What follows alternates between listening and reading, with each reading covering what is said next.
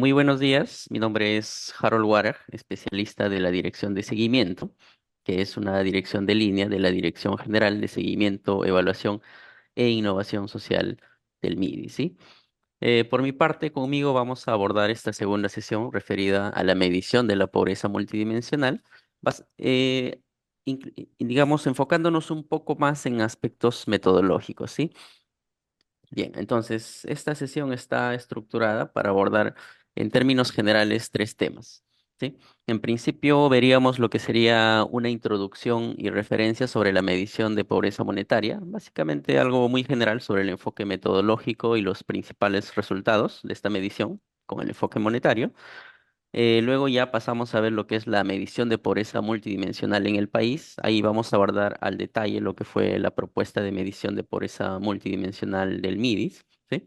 Vamos a ver un poco del marco normativo también. Y como tercer punto, ya lo referido a la situación actual de la medición oficial de la pobreza multidimensional que viene desarrollando el Instituto Nacional de Estadística e Informática, INEI, ¿sí? Básicamente vamos a abordar lo que es el contenido de los tres informes técnicos que se han publicado a la fecha, ¿no? Básicamente el primer informe técnico sobre el tablero de control de pobreza multidimensional, el segundo informe técnico sobre metodología de la medición de pobreza multidimensional y el tercer informe respecto a la evolución de los indicadores de la pobreza multidimensional, ¿sí? Vamos a abordar todo lo que se ha avanzado entonces en esa línea referida a la medición de pobreza multidimensional oficial. Entonces, dicho eso, pasamos a ver la primera lámina de la sesión. Bien, entonces, respecto a la pobreza monetaria, ¿sí?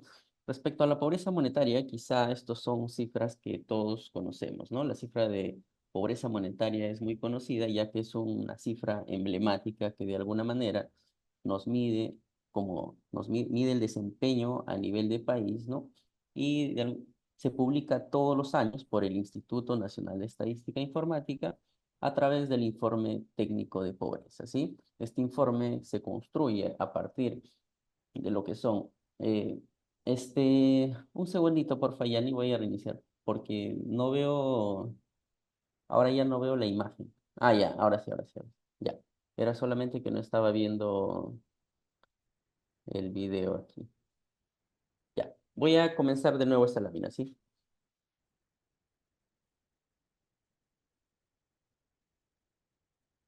Ya, de acuerdo. Bien, respecto a la pobreza monetaria, ¿no? Quizá esto es algo que nos suena muy familiar, ¿no? Es algo que todos conocemos, las cifras de pobreza monetaria, que actualmente, digamos, publica el Instituto Nacional de Estadística e Informática a través del informe técnico de pobreza, ¿sí? Este informe técnico de pobreza se construye con base en la información de la Encuesta Nacional de Hogares, que la misma entidad produce. Entonces, a nivel de resultados, en términos de pobreza monetaria, tenemos que el 27,6% de la población actualmente, al año 2024, vive en condición de pobreza, ¿sí? Este resultado representó una reducción de 1,4 puntos porcentuales respecto al valor observado el año 2023, que fue de 29%, ¿sí? Entonces, se tuvo una mejora.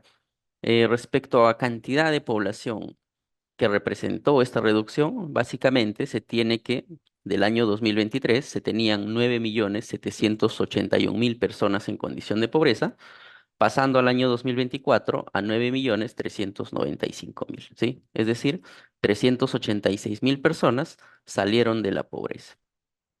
Comparando respecto al año 2019, periodo prepandemia, tenemos que aún estamos por encima de los niveles observados en dicho año, ¿no? En ese año, del 2019, periodo prepandemia, se registraban valores de 20,2% y actualmente todavía estamos por encima de ese valor en 7,4 puntos porcentuales, ¿sí? Entonces, ¿cuánto representa esto respecto al 2019? Un incremento de 2.904.000 personas más en condición de pobreza monetaria, ¿no? Respecto a ese año.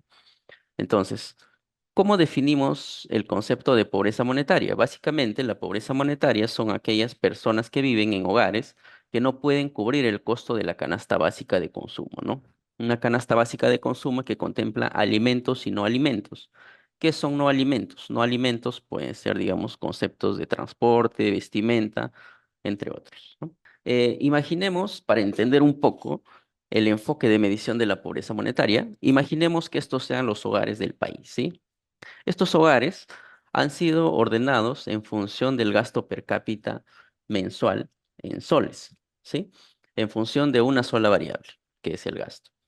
Luego, a partir de este ordenamiento, se trazan líneas de pobreza, ¿no? Que representan la línea de pobreza total, que es el costo de la canasta básica de alimentos y no alimentos que comentábamos, y una línea de pobreza extrema, ¿no? Que es el costo de la canasta básica de alimentos. ¿Cuánto es el valor de estas líneas de pobreza? La línea de pobreza total es de 454 soles y la línea de pobreza extrema es 256 soles.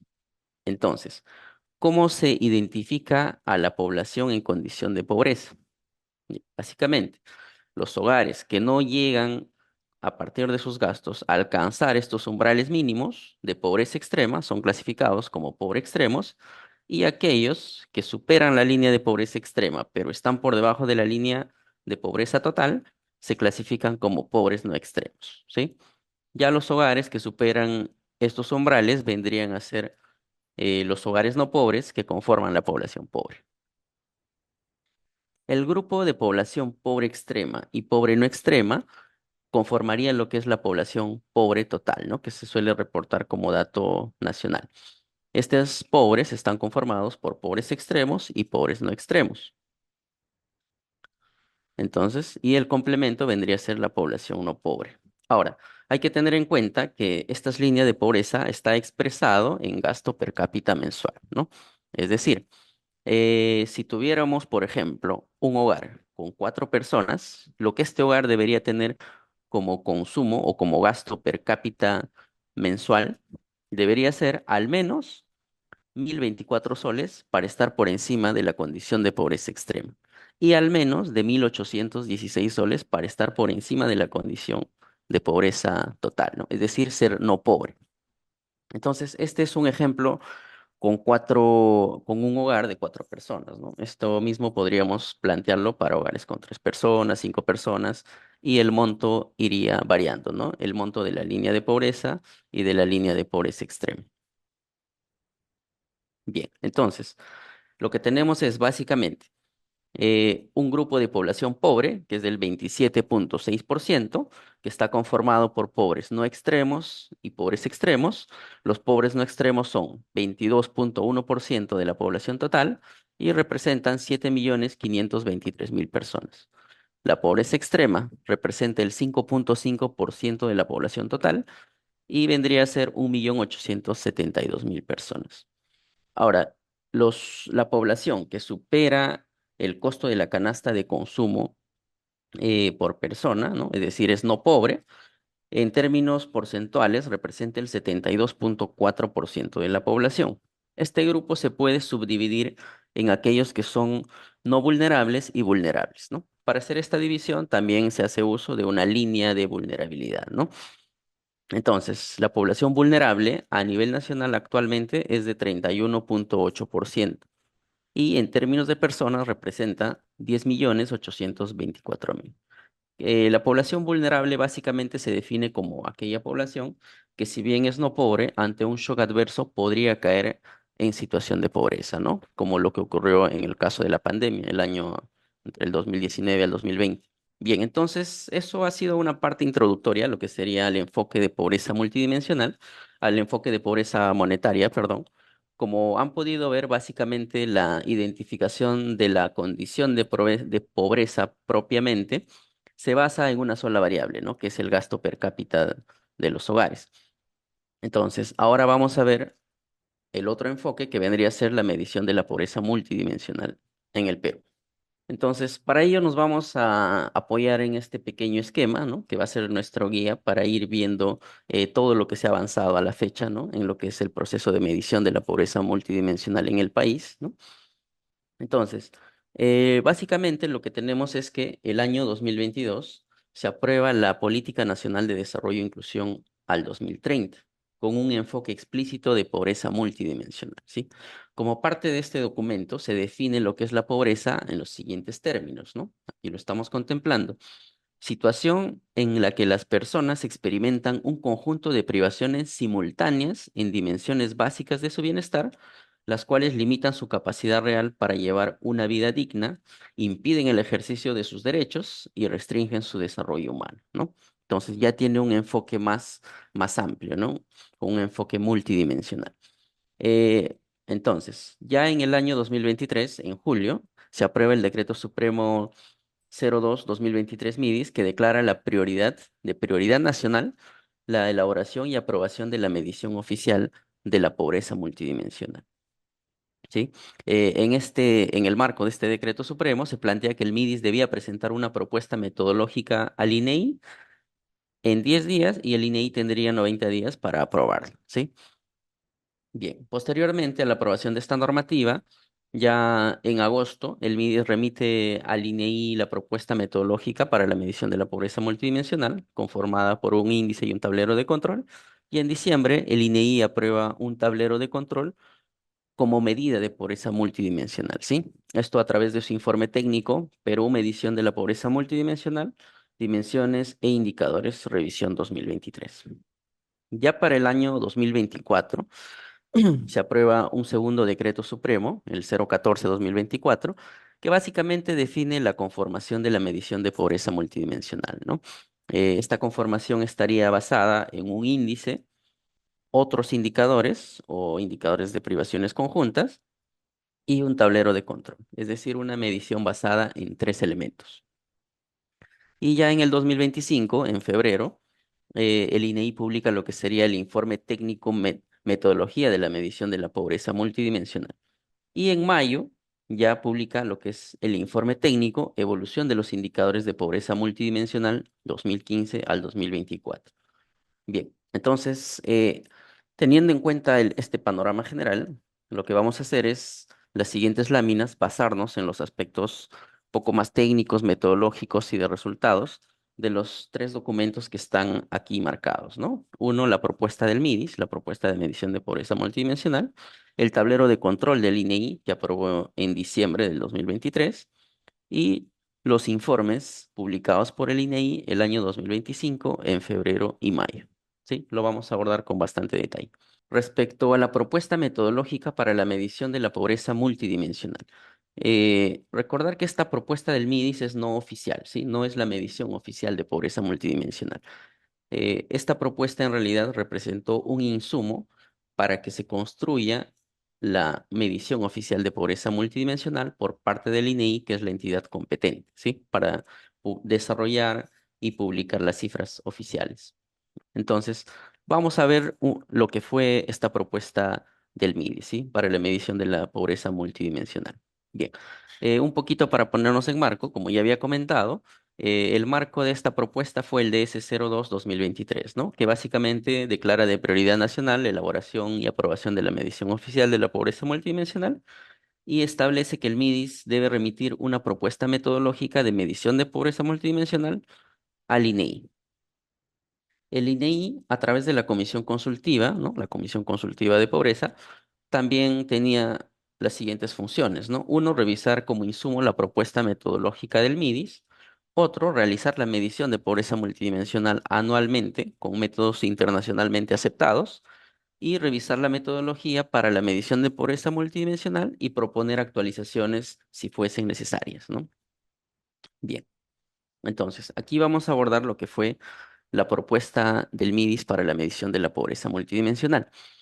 En el caso del MIDIS, básicamente, lo que planteó fue una estructura del sistema de medición de pobreza multidimensional basado en dos componentes. Por un lado, un índice de pobreza multidimensional que contemplaba el diseño que podemos ver en la tabla de la izquierda, y por otro lado, el segundo componente, el tablero de control, que también contemplaba el diseño que podemos ver en la parte derecha.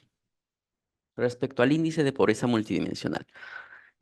Sobre el índice de pobreza multidimensional, se plantea el uso de 7 dimensiones, ¿no? Las que están detalladas ahí, y 14 indicadores, ¿sí? Todo esto eh, considerando una identificación de privaciones a nivel de hogares y utilizando como fuente de datos la encuesta nacional de hogares, ¿no? Entonces, para este diseño, que vamos a ver al detalle cómo se construyó, se definieron pesos también, ¿no? Pesos por dimensiones, pesos por indicadores, que de alguna manera representa el nivel de importancia que se le da a cada dimensión, a cada indicador, ¿no? Que en este caso, como pueden ver, es homogéneo, ¿no? En todos los casos. Todas las dimensiones tienen el mismo peso y dentro de las dimensiones, todos los indicadores que conforman las dimensiones también tienen el mismo peso. Respecto al tablero de control, el tablero de control básicamente era un instrumento que permitía realizar, digamos, la medición de los indicadores que conforman el índice de pobreza multidimensional, pero además incorporaba indicadores adicionales de resultado, ¿no? Indicadores de resultado de la Política Nacional de Desarrollo e Inclusión Social, indicadores de objetivos prioritarios. Entonces, el tablero de control termina siendo un poco más amplio o contempla más indicadores que el índice de pobreza multidimensional, ¿no? Como podemos ver. Bien, entonces, en las siguientes láminas nos vamos a centrar en lo que sería el índice de pobreza multidimensional, ¿sí? Cómo se construyó, cómo se planteó este índice de pobreza multidimensional y qué métodos se aplicaron. Bien, respecto al proceso técnico para el diseño de un IPM en términos generales, ¿no? La literatura, como este documento de cómo crear un índice de pobreza multidimensional para orientar los ODS de OFI y PNUD, ¿no? O este otro documento, Desafíos en el diseño de medidas de pobreza multidimensional de CEPAL, nos dan, digamos, un pauteo técnico del proceso que debemos seguir para construir un IPM, ¿no? En términos generales, ¿no? Las decisiones esenciales para una medida basada en el método Alkiri-Foster, ya vamos a ver qué es el método Alkiri-Foster, plantea 9 decisiones, ¿no? Que se requieren ir abordando para construir un IPM. ¿Cuál es la primera decisión que debemos considerar? El propósito, ¿no? Debemos saber para qué requerimos un índice de pobreza multidimensional. La decisión 2, fuente de información. Debemos, a partir de un conjunto de fuentes disponibles, identificar la fuente más adecuada para la construcción de nuestro índice de pobreza multidimensional. Unidad de identificación o análisis. Identificar a qué nivel, sea persona, sea hogar, vamos a identificar las privaciones y a qué nivel las vamos a reportar posteriormente. Dimensiones, ¿no? ¿Qué dimensiones básicas del bienestar vamos a contemplar como parte de nuestro diseño? Indicadores. ¿Cuáles son los indicadores que van a conformar las dimensiones que hemos identificado? Cortes de privación. ¿Qué vamos a definir como una privación, ya sea a nivel de persona o a nivel de hogar? Pesos, ¿no? El nivel de importancia que le vamos a dar a cada dimensión, a cada indicador. Corte de pobreza. ¿Cuál es el umbral mínimo de privaciones que debe tener un hogar, una persona, para ser considerado como pobre multidimensional? Y finalmente, como punto 9, ya vendría a ser calcular la incidencia e intensidad de la pobreza y del IPM, ¿no? Entonces, los pasos 1 al 8 básicamente consideran, digamos, un proceso de identificación, ¿no? De quién es pobre y el paso 9 ya un proceso de agregación. Respecto a la propuesta del MIDIS, el propósito de la medida, ¿no? Se plantearon tres propósitos para la medida, ¿no? Para el IPM. Básicamente, como primer punto, se propuso monitorear la reducción de la pobreza multidimensional, ¿no? Como propósito inicial. Punto 2, segundo propósito, complementar la medida de pobreza monetaria, ¿no? Digamos, hasta ese entonces solamente se tenía la pobreza monetaria. Y como punto 3, orientar el diseño, rediseño de políticas. Entonces, estos tres en conjunto representaron los propósitos de la medida propuesta por el MIDIS. Definir el propósito es muy importante, porque, por ejemplo, si nosotros tuviéramos como propósito inicial medir la pobreza multidimensional a nivel de distritos, ¿no? Esa decisión o ese propósito que nosotros hayamos definido impacta en las decisiones siguientes, ¿no? Como la selección de la fuente de información, la selección de la unidad de análisis, ¿no? Entonces, el primer paso para la construcción de un IPM es la definición del propósito de la medida. Notas importantes, aquí tenemos algunas. Un IPM nacional sirve generalmente más de un propósito, ¿no? Como en el caso que estamos observando, son tres propósitos. Estos propósitos están estrechamente vinculados con los usos normativos del IPM, ¿no? Tiene que ver con los usos que le vamos a dar a esta medición. El primer paso común en todos los países, ¿no? Básicamente ha sido fijar los propósitos de la medida justamente. Este paso da forma al proceso de selección de datos y diseño de la medida. Bien, habiendo definido el propósito de la medida, el segundo paso es identificar las fuentes de información. ¿Qué fuentes de datos disponemos para construir una medida de pobreza multidimensional?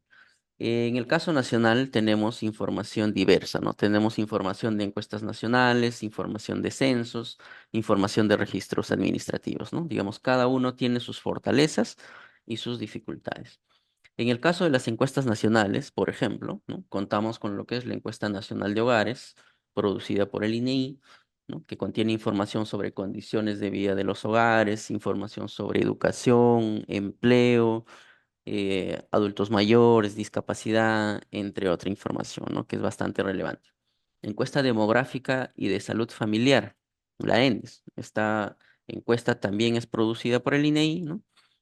En términos generales, todas las encuestas o la mayoría de encuestas son producidas por el INEI y en el caso de la ENDES, bueno, esta fuente de datos nos permite obtener indicadores relevantes, ¿no? Como por ejemplo en temas de malnutrición infantil, ¿no? Nos permite calcular indicadores como anemia, desnutrición, obesidad, ¿no? Acceso a servicios, ¿no? Entre otros.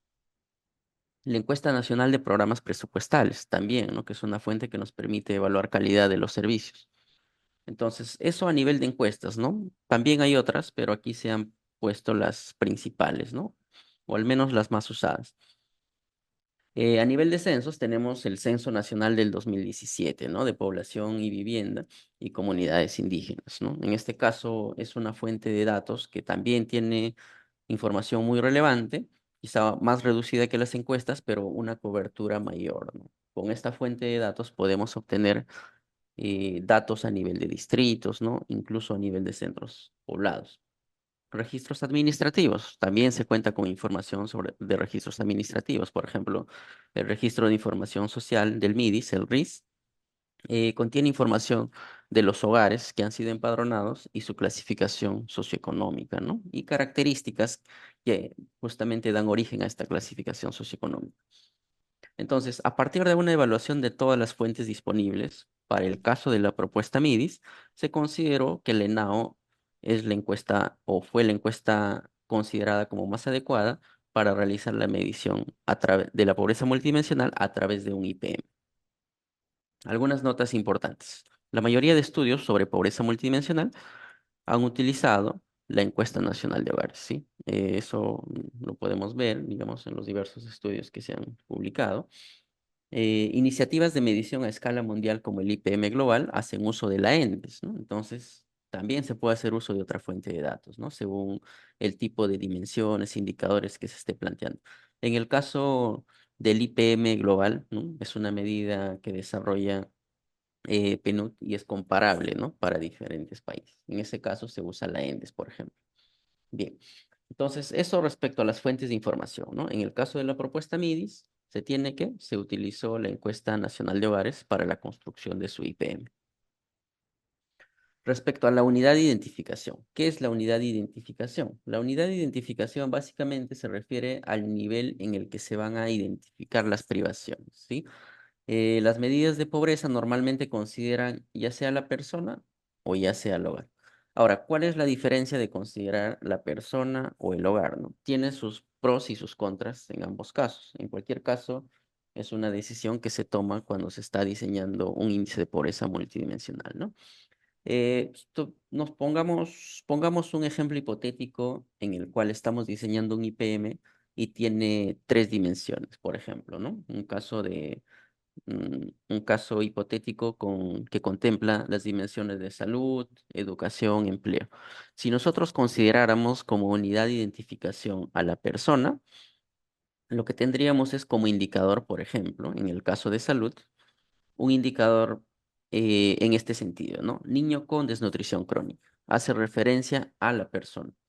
En el caso de educación, persona en edad escolar que no asiste a clases. Hace referencia también a la persona.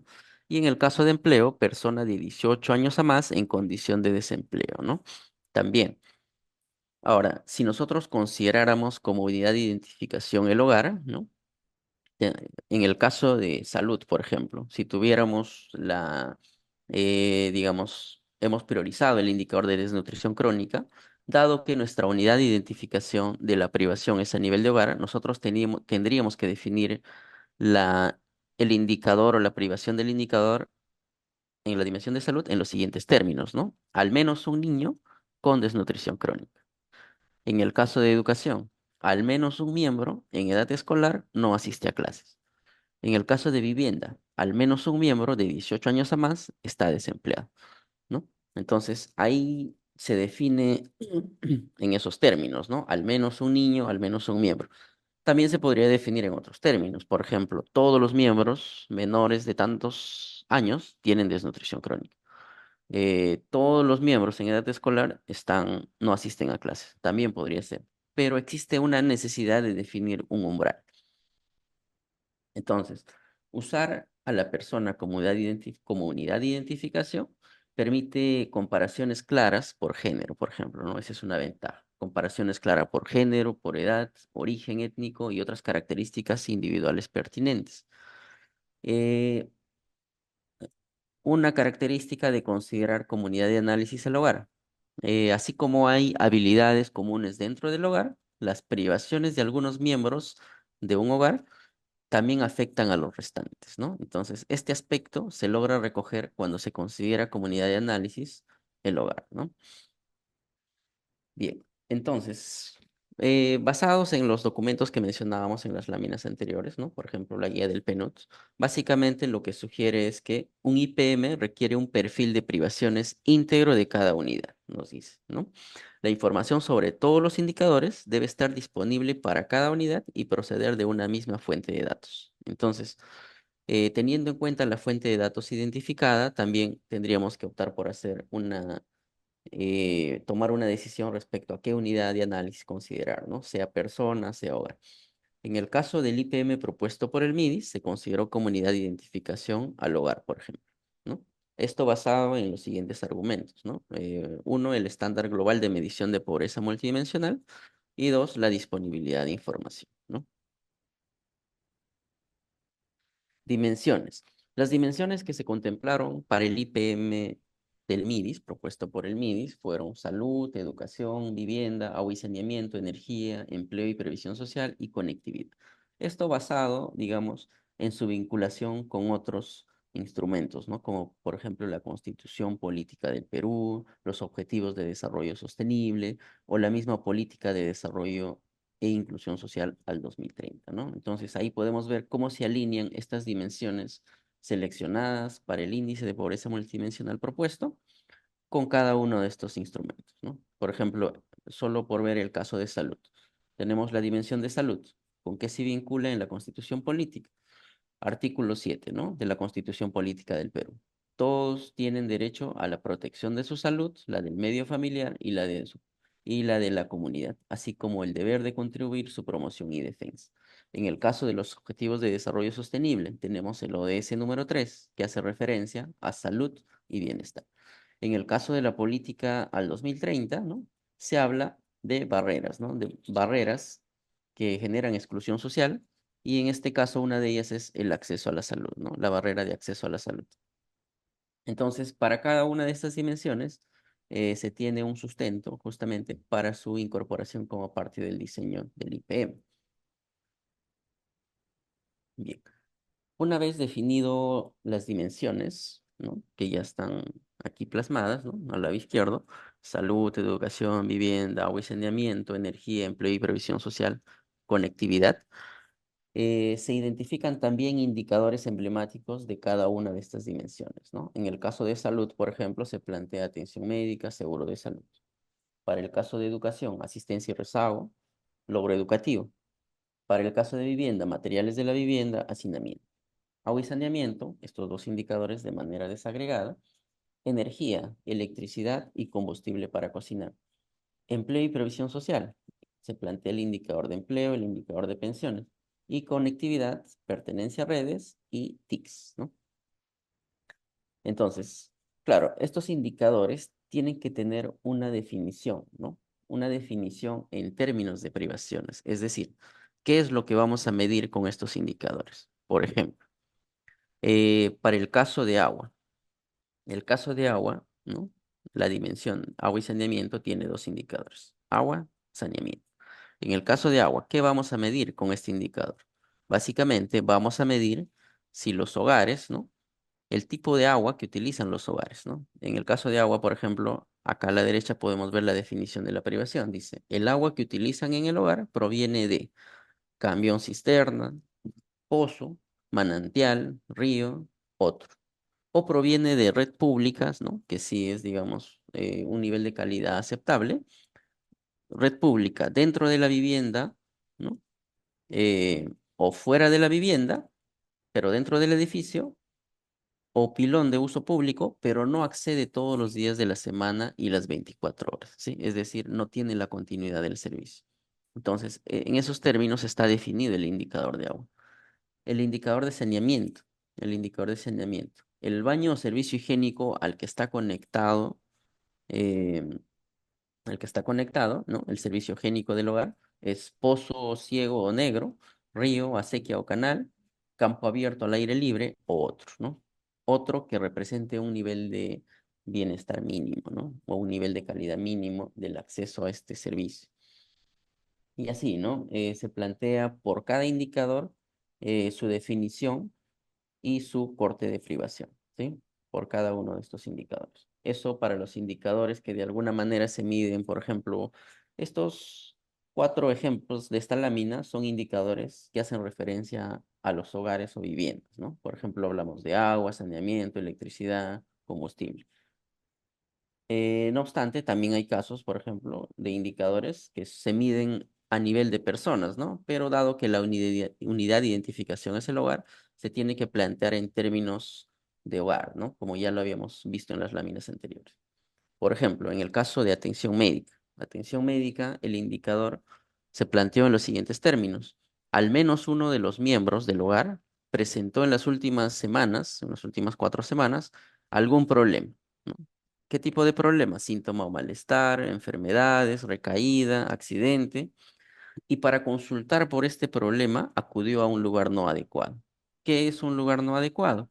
Una farmacia o botica, su propio domicilio, otro lugar distinto a lo que sería un puesto de salud del MINSA, ¿no? Un centro de salud del MINSA, o un puesto de salud CLAS, posta policlínico, hospital del MINSA, otro considerado como adecuado, ¿no? Entonces no acudió a uno de estos o no buscó atención simplemente por alguna de las siguientes razones. No tuvo dinero, se encuentra lejos, demoró mucho en atender, no confía en los médicos, prefieren curarse con remedios caseros, no tiene seguro, ¿no? Se autorrecetó, entre otros. Entonces, este indicador en estos términos refleja la necesidad de mejorar los servicios, ¿no? Está reflejando una privación en los hogares. En temas de seguro de salud, se plantean los siguientes términos. Al menos uno de los miembros no se encuentra afiliado a ningún tipo de seguro de salud, ¿sí? Entonces, esto respecto a los indicadores a nivel individual, por ejemplo, ¿no? Que son expresados finalmente en términos de privaciones a nivel de hogares. Entonces, teniendo en cuenta ello, ¿no? Tenemos un diseño del IPM de este tipo, ¿no? Tenemos un IPM que se va a construir a partir de una dimensión de salud que tiene un peso de un séptimo, educación, vivienda, agua y saneamiento, energía, empleo y previsión social, conectividad, todas estas dimensiones con un peso de un séptimo, ¿no? Para darles igual importancia a cada una de ellas. Cada una de estas dimensiones conformado por dos indicadores y estos indicadores con un peso de 1/14 para darles el mismo nivel de importancia dentro de la dimensión también. Y a partir de ello se plantea un punto de corte de pobreza, ¿no? En este caso se propuso un indicador de 3 séptimos, es decir, estar privado en 3 dimensiones de las 7 o, que es lo mismo decir estar privado en 6 privaciones de 14, ¿no? Porque cada dimensión tiene dos indicadores. Entonces, es equivalente a decir 3 dimensiones de 7 o 6 dimensiones de 14, ¿no? Esto en punto de corte o puntos porcentuales vendría a ser 42,9% de privaciones. Ahora, ¿cómo se justificó de alguna manera este punto de corte para el diseño del MIDIS, ¿no? Básicamente se tomó como referencia, ¿no? El caso de Colombia, ¿no? En el cual para calcular el punto de corte de pobreza, se calculó lo que fue el promedio de privaciones que presenta la población pobre subjetiva, ¿no? ¿Qué es la pobreza subjetiva? La población que se autopercibe como pobre. Entonces, a partir de la encuesta nacional de hogares, ¿no? Se hizo un ejercicio para determinar este promedio y terminó justificando este valor que vemos, ¿no? Bien. Entonces, solamente aquí, con esta lámina, ¿no? Que es un paréntesis, lo que buscamos es tratar de evidenciar que un IPM, ¿no? El IPM de un país, responde a las necesidades de este país en específico. Es decir, si nosotros vemos el caso de Colombia, el caso de Chile, el caso de Paraguay, el caso de Honduras, otros países, vamos a ver un diseño diferente al nuestro, ¿no? ¿Por qué? Porque cada IPM se construye en base a las necesidades del país, ¿no? Considerando los aspectos que se tienen priorizados dentro de este país, ¿no? Entonces, la medida o un IPM suele ser construido a la medida de cada país, ¿no? No van a tener la misma estructura normalmente, ¿no? Por ejemplo, en el caso de los indicadores que se han contemplado en el caso de la propuesta MIDIS, ¿no? Para el caso peruano, aquí lo que se hace es una comparación de esos indicadores del IPM frente a referentes internacionales como Colombia, Chile, Paraguay, México, Costa Rica y el IPM global. Entonces, aquí podemos ver que, por ejemplo, el indicador de atención médica está presente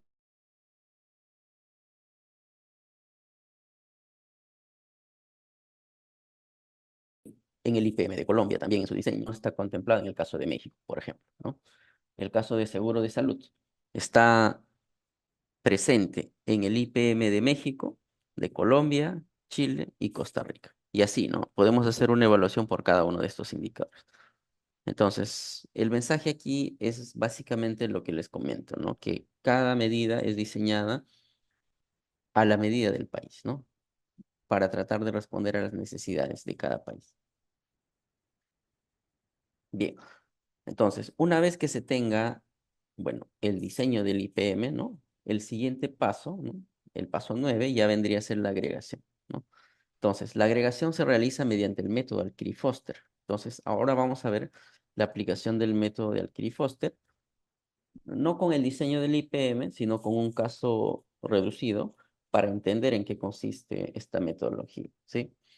Entonces, en esta lámina lo que tenemos es básicamente cómo se calcula la incidencia de la pobreza multidimensional, ¿no? Y explicamos el método Alkiri-Foster para la medición de pobreza multidimensional. Bien. Imaginémonos una población que tiene solamente 4 personas, ¿sí? Tenemos a María, tenemos a Juan, Ana y José. En el caso de María, tenemos 3 características principales, ¿no? Si tiene acceso a seguro de salud, los años de escolaridad y el acceso a agua potable, ¿no? En el caso de María, respecto a seguro de salud, cuenta con seguro de salud, tiene 11 años de escolaridad y no cuenta con agua potable. En el caso de Juan, no tiene seguro de salud, 5 años de escolaridad, no tiene agua potable. En el caso de Ana, tiene seguro de salud, 16 años de escolaridad y sí tiene agua potable. El caso de José, no tiene seguro de salud, 11 años de escolaridad y no tiene agua potable. Esta información de esta población hipotética de 4 personas la podemos trasladar a una denominada matriz de logros, ¿sí? Entonces, básicamente en esta matriz de logro lo que hacemos es reordenar, ¿no? La información. Aquí tenemos eh, las 4 personas que conforman nuestra sociedad hipotética y aquí los indicadores que hemos considerado como relevantes, ¿no? Nuestras dimensiones e indicadores. Entonces, aquí está plasmada la información de María, sí, 11 y no. En el caso de Juan, no, 5 no. En el caso de Ana, sí, 16 sí. Y en el caso de José, no, 11 y no. Bien, entonces nosotros tendríamos que definir partes de privación por cada indicador, ¿no es cierto? Es decir, lo que nosotros queremos respecto a los indicadores que hemos considerado como relevantes. Es decir, un nivel de bienestar mínimo, que va a ser el corte de privación. En el caso de seguro de salud, lo que buscamos es que toda la población tenga acceso a seguro de salud. Por lo tanto, el umbral va a ser sí. Si tienes seguro de salud, no tienes la privación. Si no tienes, serías privado en seguro de salud, ¿no? En el caso de escolaridad, definimos que la cantidad de años que debe tener cada persona es 11, primaria, secundaria. En el caso de agua segura, que todos tengan acceso a agua segura, ¿no? Bien. Entonces, esa es una primera parte respecto a ordenar la información y definiendo umbrales mínimos. Ahora, pasamos al segundo paso, considerando las privaciones en términos de unos y ceros y definiendo pesos. Como ya les comentaba, ¿no? Todo lo que no cumpla este umbral mínimo de bienestar va a ser considerado como, como uno, ¿no? Si yo, por ejemplo, Juan, no tiene seguro de salud, entonces tiene una privación. En el caso de José, no tiene seguro de salud, no cumple el umbral de bienestar, va a tener una privación. Y esto mismo, o esta misma evaluación, la realizamos para el caso de escolaridad, ¿no? En este caso solamente Juan tiene privación en escolaridad. Y en el caso de agua segura, bueno, María, Juan y José tienen la privación. Entonces, pasamos de una matriz de logros, ¿no? En estos términos, a una matriz de privaciones en términos de unos y ceros. Ahora, le definimos pesos a los indicadores. En este caso, consideramos que los tres indicadores que hemos contemplado en nuestro IPM hipotético tienen el mismo nivel de importancia, ¿no? Por lo tanto, sería 100% entre 3, ¿no? 0,33 por cada uno, ¿sí? Entonces, luego lo que hacemos es calcular la puntuación de privación y definir un umbral de pobreza, un umbral de pobreza acá. Bien, en este caso acá ya está multiplicado, ¿no? El valor de la matriz, la matriz que teníamos aquí, la matriz de privación, ya está multiplicada por los pesos que habíamos definido por cada indicador. Y lo que hacemos ahora es sumar, ¿no? Para obtener una puntuación de privación por cada persona. En este caso, María tiene una puntuación de privación de 0,33, Juan tiene 1, es decir, tiene todas las privaciones, Ana tiene 0 y José tiene 0,66. ¿Sí? Entonces, a partir de este puntaje de privación, nosotros podemos ordenar a estas personas en función del menos privado al más privado, ¿no? Según su puntaje, en función de su puntaje. Acá tendremos a Ana, que no tiene ninguna privación. Acá tendremos a María, que tiene una privación. José, que tiene dos privaciones. Y Juan, que tiene todas las privaciones, ¿no? Es el más privado. Entonces, ¿cuál es nuestra incidencia de pobreza considerando que nuestro umbral de pobreza es 0,66? Vendría a ser José y Juan, ¿no es cierto? Los que están en esta zona de pobreza multidimensional. Es decir, tendremos una incidencia de pobreza multidimensional de 2 de 4 personas. Esto es 50%,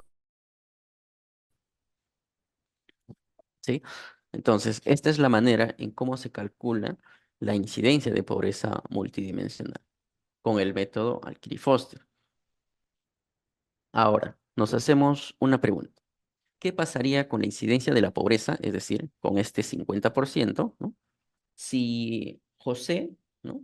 Si, le- si José tuviera 5 años de escolaridad, es decir, pasaría de ser no privado a privado en escolaridad. Básicamente, lo que tendríamos es lo siguiente, ¿no es cierto? Aquí tendríamos, ya no serían 11, serían 5 años, ¿no? Para José. Aquí en no privado pasaría a ser privado, ¿no? Porque ya tendría la privación al tener el umbral mínimo, al no superar el umbral de 11 años. Y su puntaje de privación acá vendría a ser 1, ¿no? Ya no 0,66, sino vendría a ser 1, dado que acá también tendría la privación 0,73, multiplicando, ¿no? 1 por 0,36 ponderado. Entonces, si nos damos cuenta, José pasaría de estar acá en el 0,66 a estar aquí al lado de Juan con 1, ¿no? De puntuación de privación. ¿Eso hace que nuestra incidencia de pobreza se modifique? No, ¿verdad? Seguiríamos teniendo el 50% de pobreza. Entonces, eh, no se cumple con lo que se denomina un axioma de monotonicidad dimensional, ¿sí? Es decir, no puedes capturar ese incremento en la privación de un individuo que está considerado como pobre.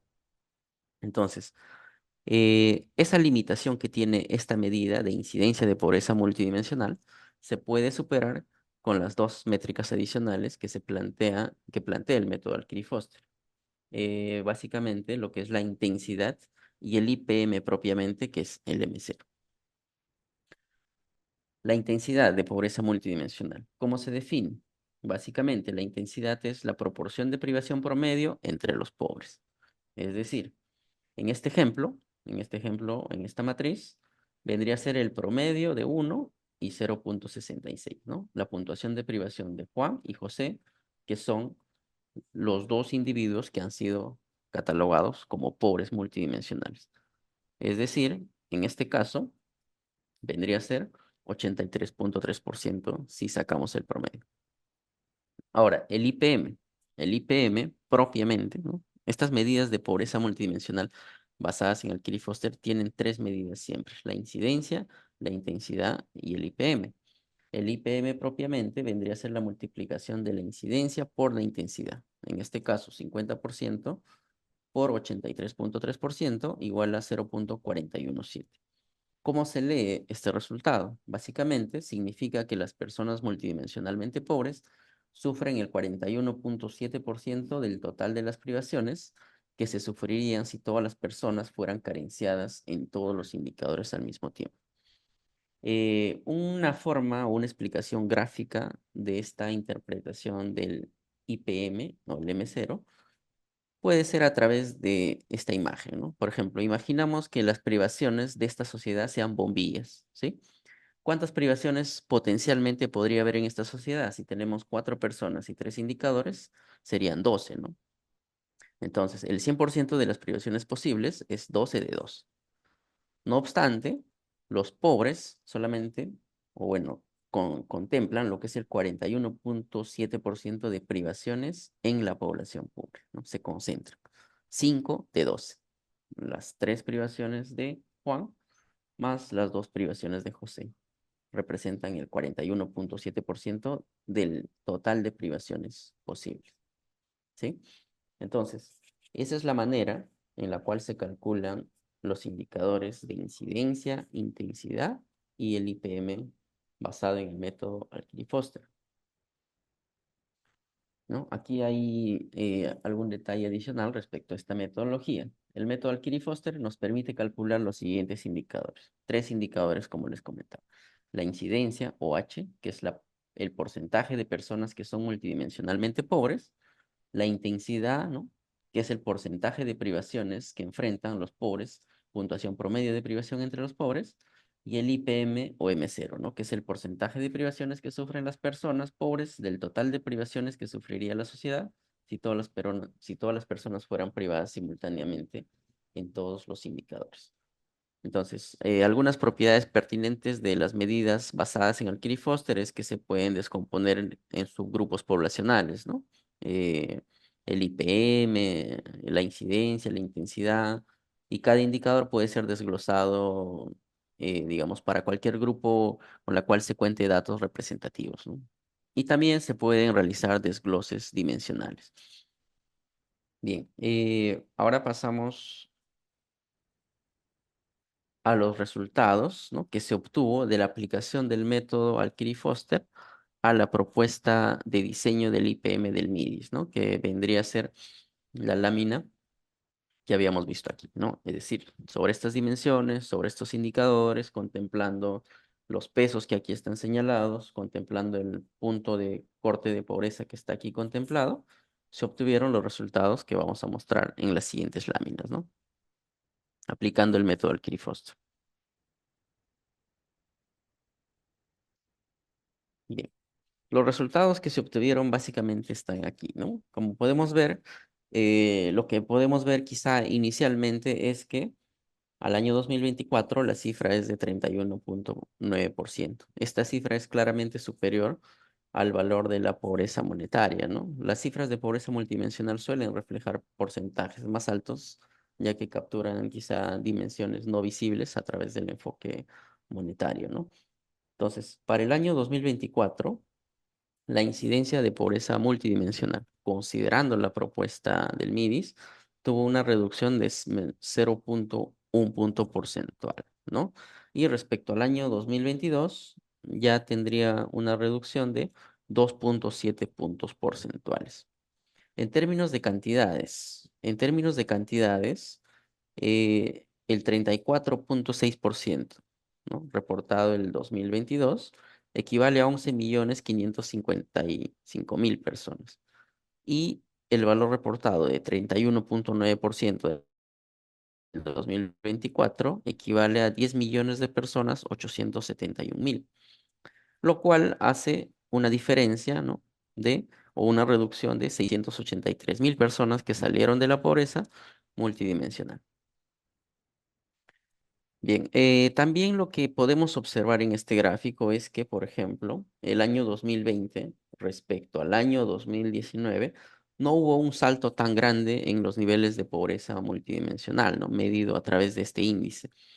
Esto principalmente se explica por los factores que contempla la medición de pobreza multidimensional, ¿no? Una medida de pobreza multidimensional contempla factores más estructurales, ¿no? Digamos, indicadores que son de carácter más estructural, como agua, saneamiento, eh, condiciones de la vivienda, hacinamiento, que no necesariamente varían abruptamente como el ingreso, ¿no? Ante situaciones adversas.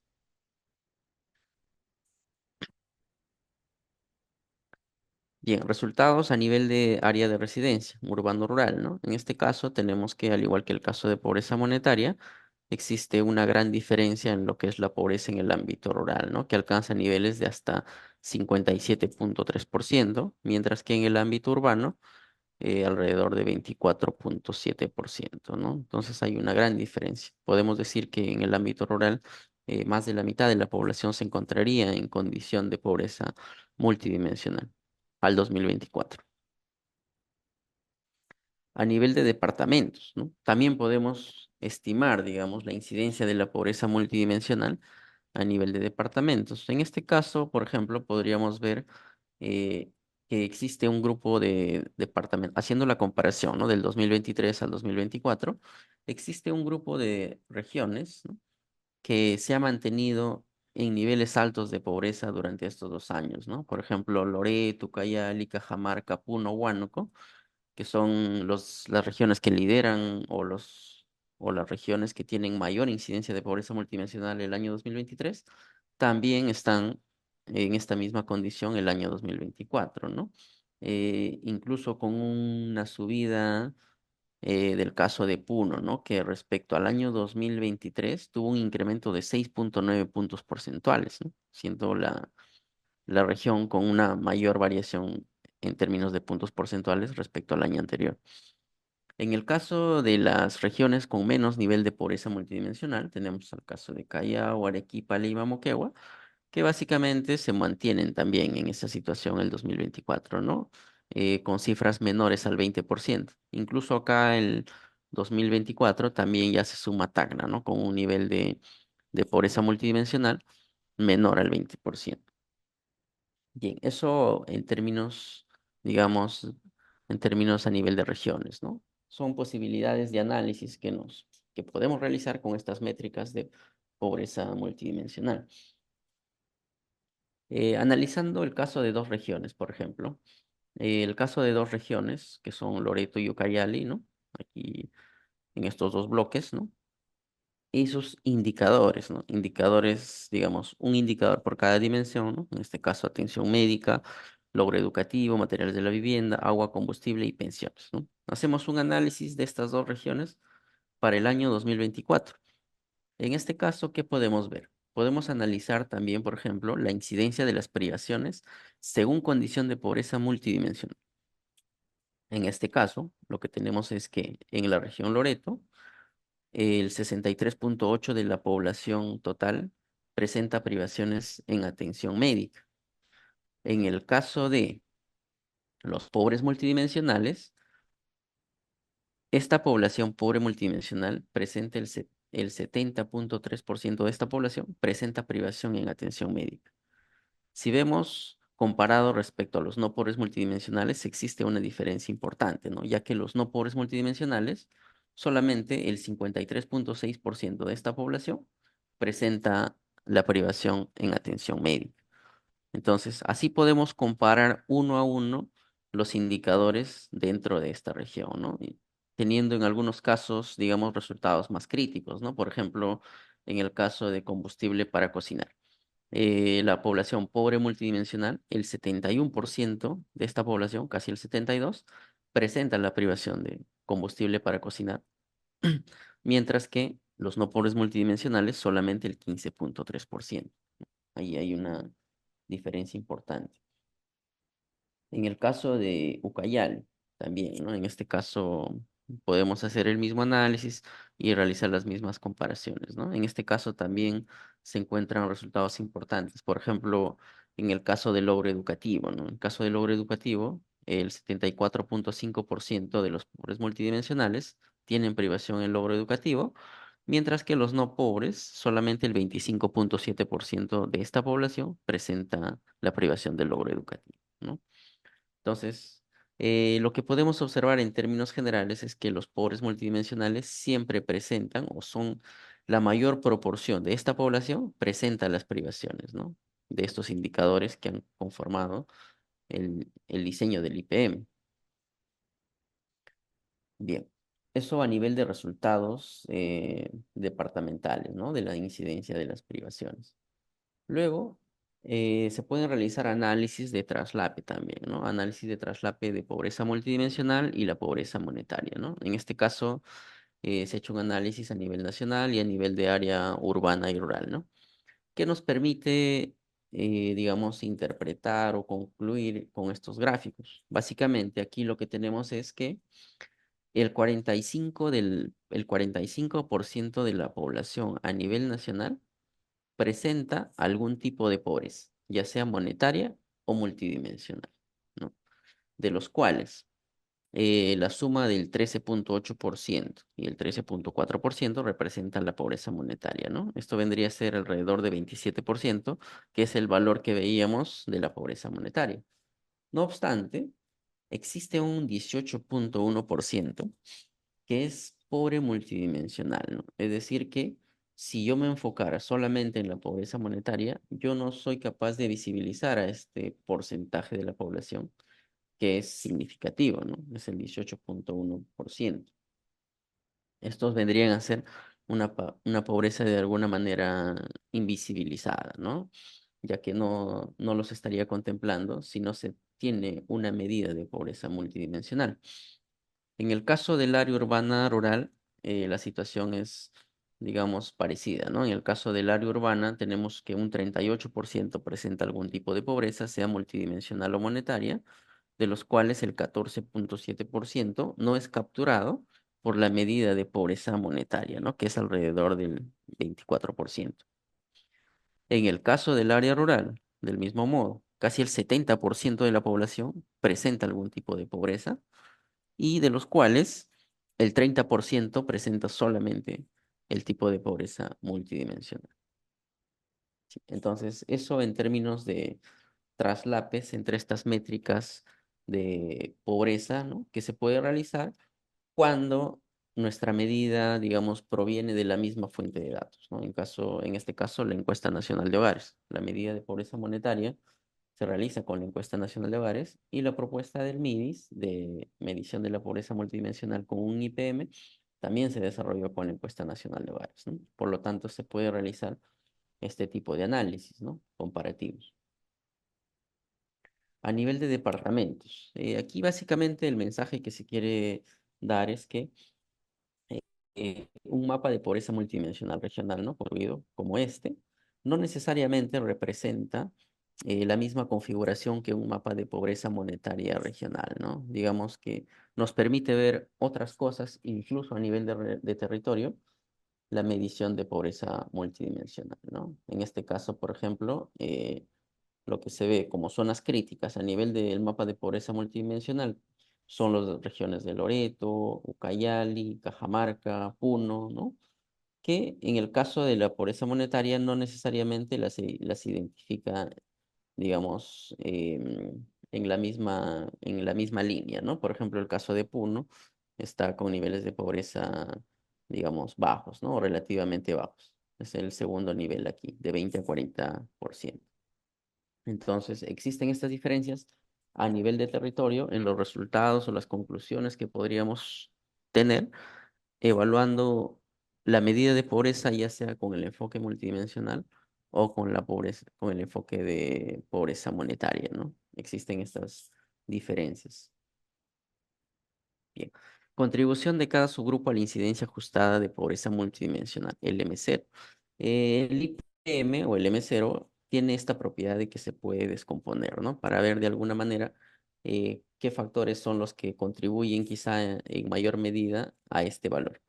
En el caso, por ejemplo, del ámbito nacional, se observa que los factores más relevantes o los que más contribuyen a la pobreza, a la incidencia ajustada de pobreza multidimensional, vendrían a ser atención médica, logro educativo, ¿no?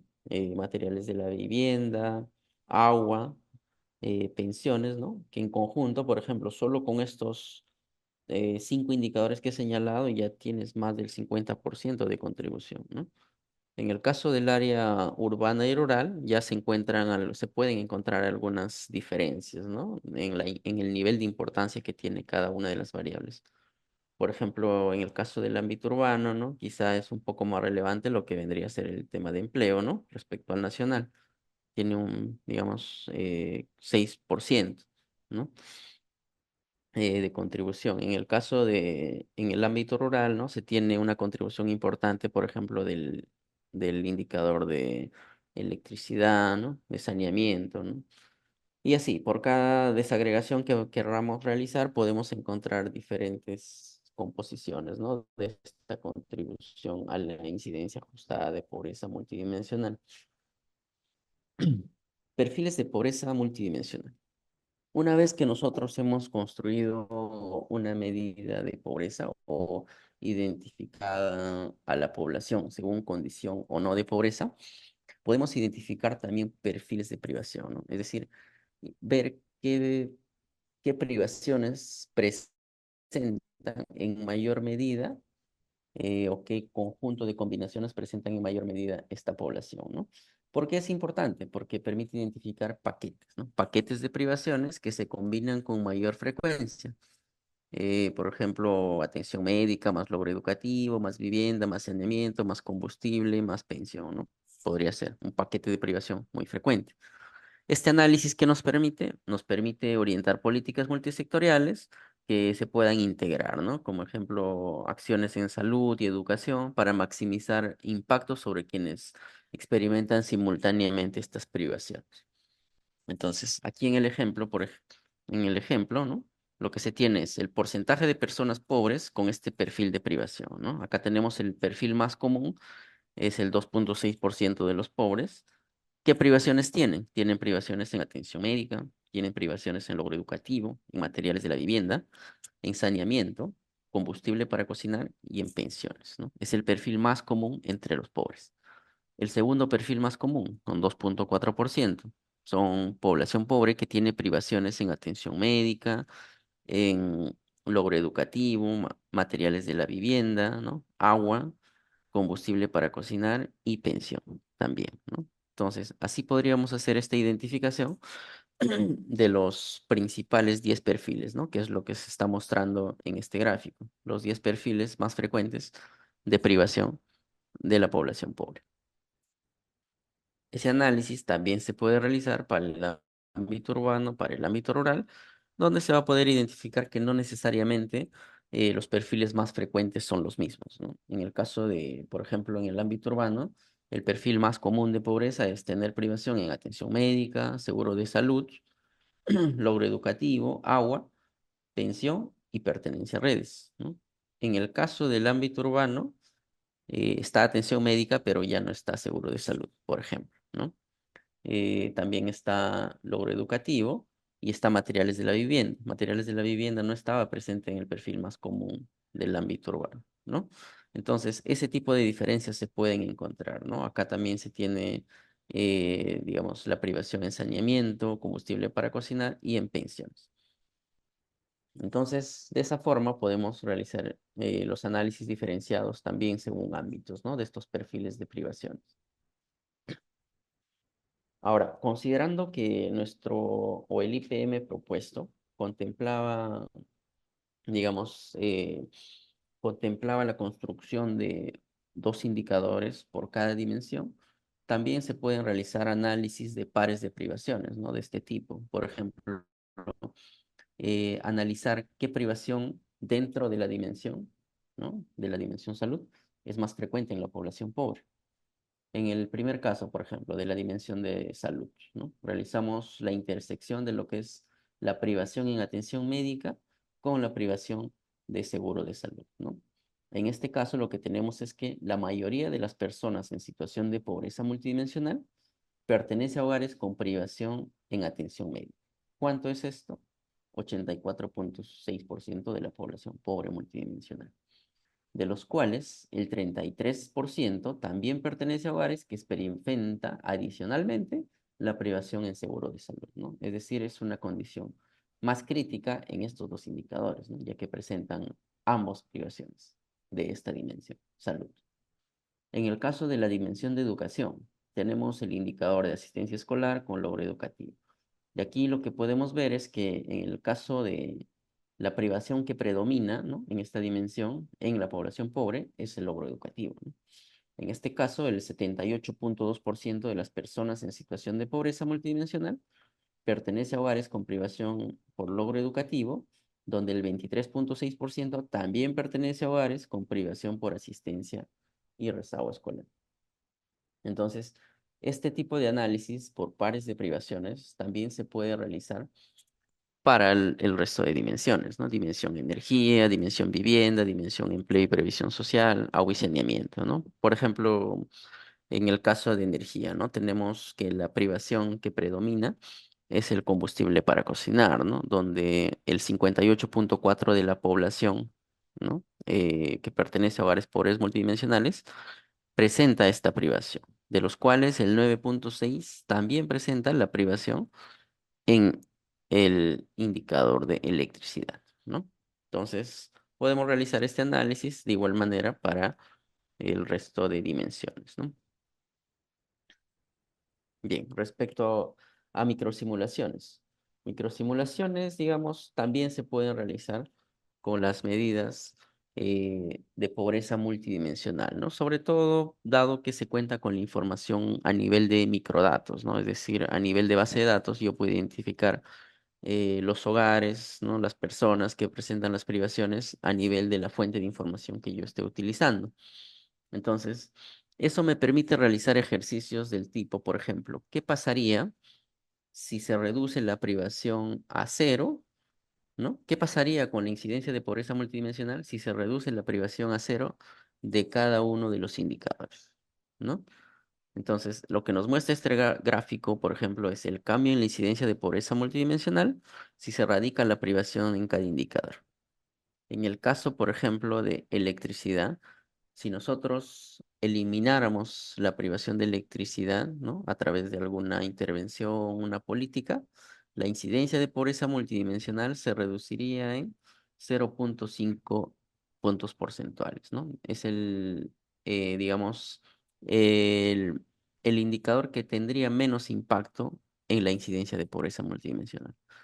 Por otro lado, si nosotros erradicáramos, por ejemplo, la privación de pensiones, es decir, se apertura una política que busca brindar pensiones al 100% de la población, ¿no? Y eliminamos esa privación, la dejamos en cero, tendríamos una reducción de la incidencia de pobreza multidimensional de 15,1 puntos porcentuales, ¿no?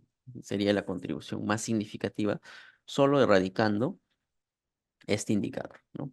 Entonces, estos ejercicios son importantes dado que nos permiten de alguna manera aproximar los efectos que podrían tener o la contribución que podría tener algunas políticas sobre algunos indicadores relevantes, ¿no? De alguna manera, poder dimensionarlos a nivel de ejercicio.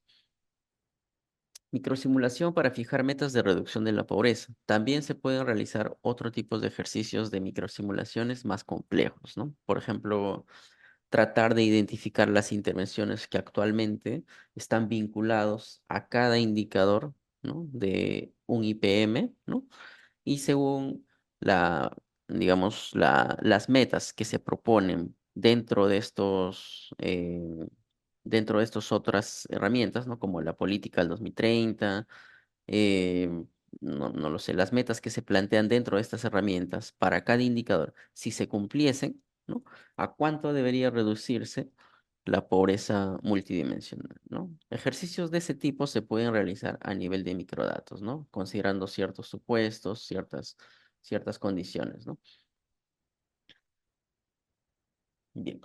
Y finalmente, bueno, también aquí respecto a los resultados, algo que se puede calcular o mostrar en los indicadores que conforman un IPM son las tasas no censuradas y las tasas de privación censuradas, ¿no? ¿Cómo se definen las tasas censuradas? Básicamente, porcentaje de la población que está privada en un indicador específico sin considerar si son pobres o no, ¿no? Es decir, de la población total.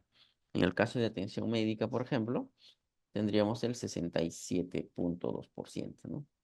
Ahora, la tasa de privación censurada representa, digamos, el porcentaje de la población que presenta la privación, pero además es pobre multidimensional, ¿no? En el caso de atención médica, vendría a ser 24,3%. Como podemos observar aquí, em, la mayor cantidad, o bueno, los valores más altos son reportados por las tasas no censuradas, ¿no? Bien, eso respecto a los resultados de esta lámina. Bien, ahora lo que vamos a ver son los avances en la medición oficial de pobreza multidimensional. Sí, básicamente los contenidos que han sido publicados por el INEI en el marco del desarrollo de la medición oficial de pobreza multidimensional. Sí, todo lo que hemos visto hasta aquí sobre pobreza multidimensional han sido estimaciones, ejercicios que fueron realizados por el MIDIS en el marco del desarrollo de su propuesta, ¿no? Su propuesta que fue utilizada como insumo por el INEI y a partir de aquí en adelante ya vendríamos a ver todo lo oficial respecto a la medición de pobreza multidimensional, ¿no? Todo el trabajo que ha desarrollado el INEI durante los últimos años. Bien, entonces nos situamos aquí, ¿no? En diciembre, ¿no? Donde el INEI se aprueba un tablero de control a través del informe técnico Perú, medición de la pobreza multidimensional, dimensiones e indicadores, revisión 2023. Entonces, este es el primer documento oficial que se publica sobre la medición de pobreza multidimensional, ¿no? Es decir, se aprueba la medición de pobreza multidimensional a través de un tablero de control. Entonces, el informe técnico, ¿no? En esta lámina les he dejado el enlace para que puedan acceder a esta publicación, ¿sí? En esta publicación van a encontrar el Decreto Supremo 002, ¿no? Que es el marco para el desarrollo de esta medición. Van a encontrar la propuesta metodológica del MIDIS, que es la que hemos abordado en las láminas anteriores. Van a encontrar el informe técnico y van a encontrar también los anexos, ¿no? Algunos resultados, sintaxis y todo lo que se publicó respecto a este documento. Bien. Básicamente el tablero de control que se presentó como medición oficial de pobreza multidimensional tenía la siguiente estructura, ¿no? Se contemplaban un conjunto de 8 dimensiones, ¿sí? 8 dimensiones y los indicadores que están conformados aquí. Las dimensiones fueron salud, educación, vivienda y entorno, servicios básicos, energía, empleo y previsión social, seguridad y conectividad. Dentro de estas dimensiones se contemplaron diversos indicadores que, se, fu- que, se- que fueron evaluados, ¿no? Por la comisión consultiva, por los sectores y finalmente terminaron aprobándose, ¿no? Mediante este documento. Entonces, aquí lo que se presenta son resultados al 2023, ¿no? Recordemos que este documento es de ese año. Entonces, por ejemplo, en el caso de salud tenemos población con carencia de atención médica, ¿no? tenemos 32%. Porcentaje de la población con presión arterial, ¿no? En adultos de 15 años a más, 13%. Población con problemas de salud crónicos, 43,2%. Anemia en niños de 6 a 35 meses, ¿no? Tiene que ver que es relevante. eh, 43,1%. Y así.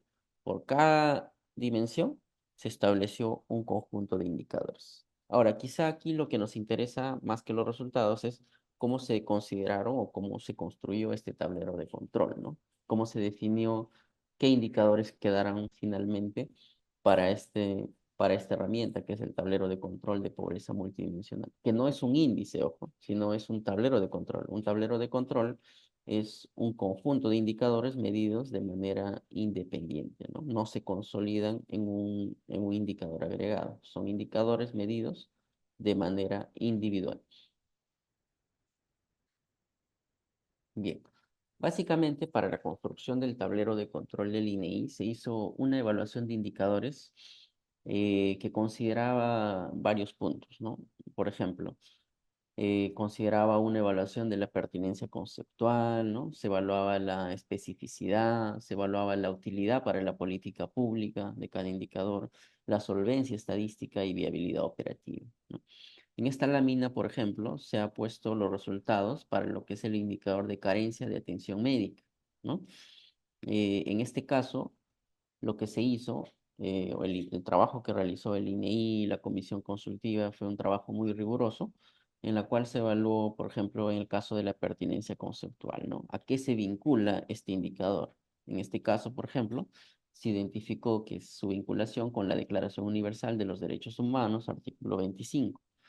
Se identificó su vinculación con los Objetivos de Desarrollo Sostenible, objetivo 3, ¿no? Se identificó su vinculación con la Constitución Política del Perú, artículo 7. Entonces, eh, este primer análisis nos da la pertinencia conceptual, ¿no? La pertinencia conceptual.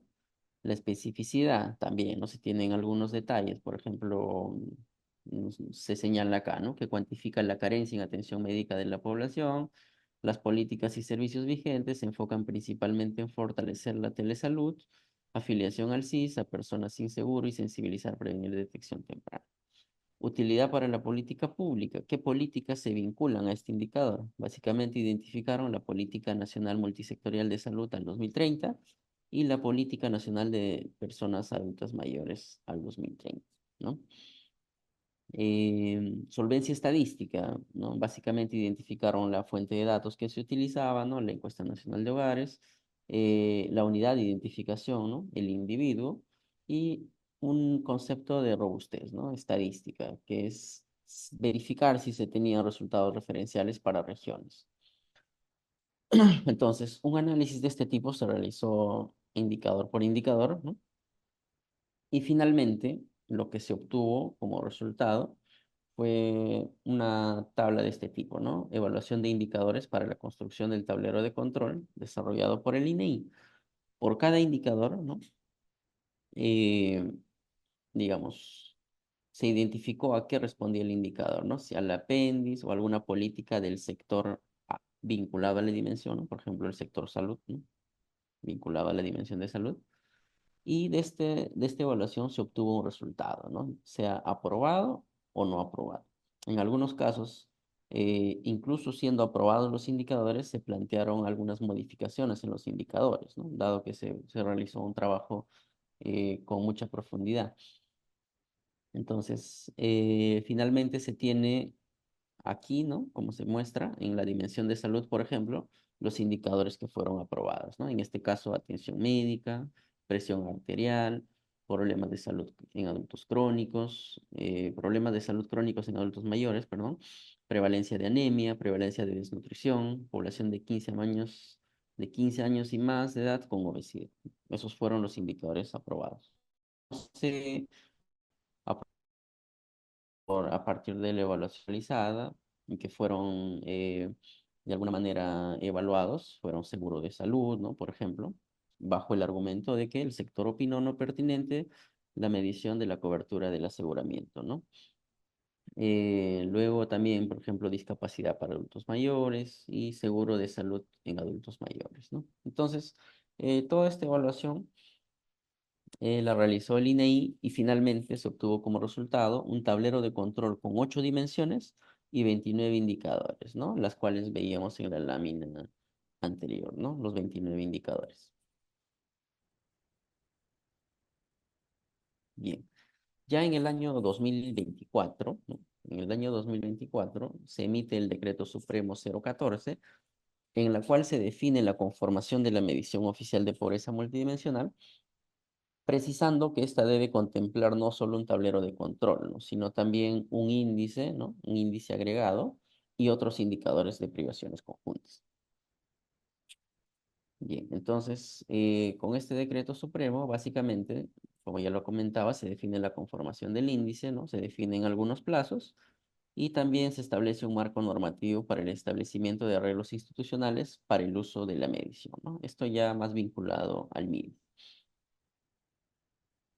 Respecto, ¿no? Respecto a lo establecido en el DS 014, entonces, en febrero del 2025 ya se publica el informe técnico Metodología para la medición de la pobreza multidimensional, ¿no? El avance de la revisión del 2025. En este caso, el documento técnico está acá, ¿no? También se lo estoy dejando, el enlace, ¿no? En el enlace van a poder encontrar el DS 014, que es el marco para su elaboración, el informe técnico propiamente y la declaración de la comisión consultiva, ¿no? Para la estimación de pobreza. ¿Qué podemos encontrar en el informe técnico del 2025? Básicamente, ya en este documento del 2025, se plantea la conformación de la medición de pobreza multidimensional en los términos del decreto supremo, ¿no? Se plantea que la medición de pobreza multidimensional debe tener un índice agregado, ¿no? Un índice agregado, otros indicadores o privaciones conjuntas, que así le terminaron denominando, indicadores de privaciones conjuntas, y como tercer componente, el tablero de control que ya había aprobado inicialmente el año 2023, ¿no? Que ya se tenía desarrollado. Entonces, los componentes que aún estaban de alguna manera sujetos a desarrollarse o pendientes de desarrollar fueron el índice agregado y otros indicadores, ¿no? Entonces, respecto al índice agregado, en este informe técnico, si bien no se presentaron resultados, sí se presentó una propuesta metodológica, ¿sí? Una propuesta metodológica que parte de ciclos de vida según la PENDIS, ¿no? Se establece básicamente la conformación de un índice a partir de la construcción de indicadores por ciclos de vida, ¿no? Primera infancia, niños y adolescentes, juventud y adultos mayores. Ahora lo vamos a ver un poco más al detalle. Respecto a otros indicadores, se plantean indicadores de privaciones conjuntas, básicamente 5 indicadores. 5 indicadores que se construyen con información de los indicadores del tablero de control. Salud en primera infancia, paquete integrado de servicios, habitabilidad, población joven que ni estudia ni trabaja y vulnerabilidad en adultos mayores. ¿Sí? Fueron los indicadores de privaciones conjuntas que se plantearon. Y en el caso del tablero de control, bueno, ya lo hemos visto en las láminas anteriores, es un tablero con 29 indicadores y contempla estas dimensiones, ¿no? Bien, respecto al índice agregado, básicamente se plantea este diseño, digamos, un diseño distinto por cada ciclo de vida para la construcción del indicador, ¿sí? Entonces, vamos a ver qué variables, qué dimensiones se contemplaron, por ejemplo, para el ciclo uno o primera infancia, de 0 a 5 años. En este caso se consideraron 4 dimensiones, ¿no? Salud, vivienda y entorno, servicios básicos y energía. Dimensiones relevantes identificadas para este grupo poblacional. Dentro de estos, se identificó como indicadores relevantes lo que vendría a ser la anemia, ¿no? La desnutrición crónica, hacinamiento, piso-tierra, agua gestionada de manera segura, adecuada eliminación de excretas, ¿no? Acceso a energía eléctrica y combustibles sólidos contaminantes para cocina, ¿no? Estas vendrían a ser las privaciones que se evaluarían en este ciclo uno. ¿Qué base de datos se utilizaría para la construcción de este primer indicador? La ENS, ¿no? En el caso del ciclo 2, niños, niñas y adolescentes de 6 a 16 años, básicamente contempla 6 dimensiones, ¿no? No necesariamente son las mismas del ciclo 1. En este caso, las dimensiones son salud, educación, vivienda y entorno, servicios básicos, energía y conectividad. Y cada uno con sus indicadores, ¿no? Que contemplan o que conforman cada dimensión. En este caso, la fuente de datos a considerarse fue la encuesta nacional de hogares, ¿no? Dado que se consideró que contaba probablemente con la mayor cantidad de indicadores relevantes para este grupo poblacional. En el caso de el ciclo 3 jóvenes y adultos de 18 a 59 años, igual, ¿no? En este caso ya hubieron 7 dimensiones, ¿no? Uno referido a salud, educación, vivienda y entorno, servicios básicos, energía, empleo y previsión social y conectividad. Y finalmente, bueno, aquí en el siglo 3, la fuente de datos que se contempló fue la encuesta nacional de hogares también, ¿no? Y finalmente, para el ciclo 4 de adultos mayores de 60 años a más, también contempla la encuesta nacional de hogares y se definen 6 dimensiones, ¿no? Salud, educación, vivienda, entorno, servicios básicos, energía, empleo y previsión social. Entonces, se contemplaron estas dimensiones y estos indicadores por cada ciclo de vida para la construcción del índice agregado, ¿no? Ahora, ¿cuál fue la metodología que se propuso para la agregación? En este caso, se propuso una metodología de este tipo, ¿no? Primero, se propuso la determinación de dimensiones con al menos una privación, ¿no? Acá, por ejemplo, este es un ejemplo hipotético, ¿no? Si tuviéramos una sociedad de 4 personas, se propuso la identificación de privaciones, ¿no? De cada indicador que conforma cada dimensión establecida, ¿no? En este caso, por ejemplo, Ana, privada en el indicador 1 y no privada en el indicador 2. Benito, no privado, no privado. Carla, no privado, privada. Y Diego, privado, privado. En este caso, lo que se hace es identificar la población con al menos una privación en la dimensión, ¿no? Eso se hace tanto para la dimensión A, para la dimensión B y para la dimensión C. A partir de esta primera evaluación o esta primera identificación de población con al menos una privación dentro de cada dimensión, trasladamos o pasamos a un conteo de dimensiones con al menos una privación.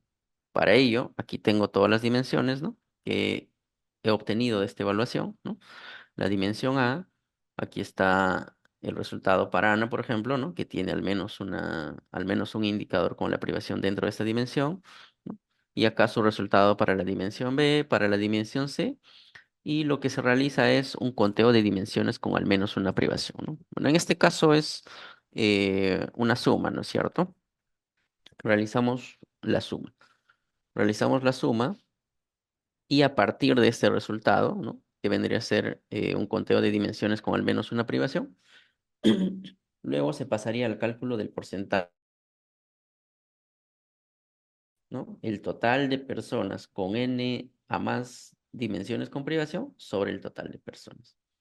Entonces, para ello lo que se necesitaría es definir cuánto es n, ¿no? Es un umbral de pobreza multidimensional, el que se requeriría definir para aplicar este método. Entonces, este procedimiento que acabo de comentar se realizaría para los 4 ciclos de vidas, ¿no? Según las dimensiones e indicadores que veíamos en las láminas anteriores. Y finalmente, con ello, con los resultados de cada ciclo de vida, ¿no? Con los resultados de la aplicación de este método en cada ciclo de vida, se realizaría la estimación para toda la población, ¿no? Para obtener un índice agregado. ¿Cómo sería la estimación de la incidencia de pobreza multidimensional para toda la población? Se define que se obtendría sumando los resultados segmentados de los grupos poblacionales mutuamente excluyentes, ¿no? Ciclos de vida. Ese es el detalle que se da en este informe técnico, en el segundo informe técnico del INEI, respecto a la metodología para estimar la pobreza multidimensional a través de un índice agregado, ¿no? En este caso, en el documento no se presentaron resultados, ¿no? Fue presentado como un avance metodológico que estaba aún en proceso de revisión, ¿no? Entonces, como pueden ver, esta es una metodología también, ¿no? Que no es Alkire y Foster, pero tiene sus justificaciones y fundamentos, ¿no? También que se plantearon en el informe técnico. Respecto al componente 2 de la medición de pobreza multidimensional. El componente 2, otros indicadores, se terminó, bueno, se le denominaron también indicadores de privaciones conjuntas y básicamente fueron cinco indicadores, ¿no? Cinco indicadores de salud en primera infancia, paquete integrado de servicios, habitabilidad, ninis, vulnerabilidad en adultos mayores. Estos indicadores se construyeron a partir de un subgrupo de indicadores o indicadores que engloban, ¿no? Cada uno de ellos, ¿no? Digamos, más de dos a más, ¿no? En el caso de salud en primera infancia, por ejemplo, contempla lo que es la evaluación de agua segura, alcantarillado, anemia, desnutrición. ¿Para qué población aplica? Para niños y niños de 6 y 59 meses de edad y la fuente de información que utiliza es la ENTES, ¿no? Cada uno de estos indicadores tiene una definición que la pueden revisar aquí, ¿no? Entonces, estos indicadores fueron calculados y se representaron o se presentaron los datos hasta el año 2023, ¿sí? Aquí no vamos a analizar los resultados, ya que lo vamos a analizar en el segundo informe, donde se presentan la evolución de los indicadores, pero aquí lo tienen de referencia, ¿no? Los resultados que se obtuvieron para este segundo componente. Y finalmente, el componente 3, tablero de control, es el mismo que ya habíamos visto en la publicación del año 2023, ¿no? Se mantiene en términos de dimensiones y estructura básicamente. Entonces, este vendría a ser el tercer componente, tablero de control. Finalmente, ya en el año 2025, el INEI publica su tercer informe técnico denominado Evolución de los Indicadores de Pobreza Multidimensional 2015-2024.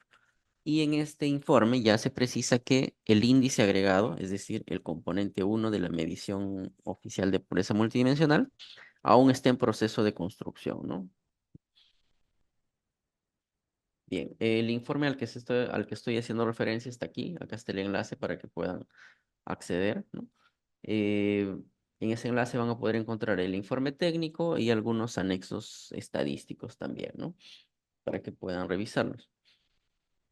Bien, respecto al componente uno, el índice agregado, en este informe básicamente se señala que se encuentra en proceso de construcción, ¿no? Digamos que, por ejemplo, acá señala que los miembros de la comisión consultiva participaron en 11 reuniones de trabajo entre el 2024 hasta el 2025, donde se discutió la construcción del índice agregado, proceso que no se ha concluido y que se encuentra en trabajo para la definición de la metodología, ¿no? Para la definición de la metodología, existiendo aspectos técnicos que requieren evaluarse en conjunto, ¿no? En cuanto a las ventajas y desventajas que representan las decisiones que definen la construcción de este indicador. Entonces, dice, se deberá continuar la discusión que permite evidenciar las ventajas y desafíos que se presentan en la elección de la unidad de identificación, ¿no? Ya veíamos en las láminas anteriores a qué hace referencia la unidad de identificación, la fuente de información, ¿no? Que también hay que evaluar las fuentes de información y la determinación del umbral. Bien, entonces, el índice agregado actualmente como medida todavía está en proceso de construcción, ¿no? Respecto al componente 2, otros indicadores de privaciones conjuntas, ya en este informe técnico sí se presentan resultados, digamos, con series más largas, ¿no? En este caso, aquí estamos mostrando los resultados para el 2022, 2023 y 2024, por ejemplo, ¿no? De estos indicadores de privaciones conjuntas, que vienen a ser el componente 2. Y para el caso del componente 3 del tablero de control, también ya se presentan estimaciones del 2023, 2024, ¿no? En este caso, hay algunos indicadores que presentan algunas precisiones, ¿no? Que pueden revisar a detalle en lo que es el informe técnico publicado por el INE. Entonces, recapitulando un poco todo el proceso, digamos, que ha sido desarrollado de manera rigurosa por el INEI, lo que tenemos es actualmente, ¿no? Digamos, de manera mandatoria establecido que la medición oficial de pobreza multidimensional en el país está conformado por tres componentes, ¿no? El índice agregado, los indicadores de privaciones conjuntas, otros indicadores, y el tablero de control, ¿no? Dos de estos elementos ya han sido desarrollados, han sido publicados con resultados, ¿no? Con resultados, digamos, bastante considerables, ¿no? Considerando que se ha presentado evolución de los indicadores, desagregaciones, mucha información sobre estos dos componentes. Y el indicador que está en proceso de desarrollo aún vendría a ser el componente uno, ¿no? Referido al índice agregado. Bien, entonces eso sería por mi parte respecto a la presentación referida a la medición de pobreza multidimensional. Y sin más estaríamos terminando la sesión, ¿sí? Muchas gracias. Buenas tardes.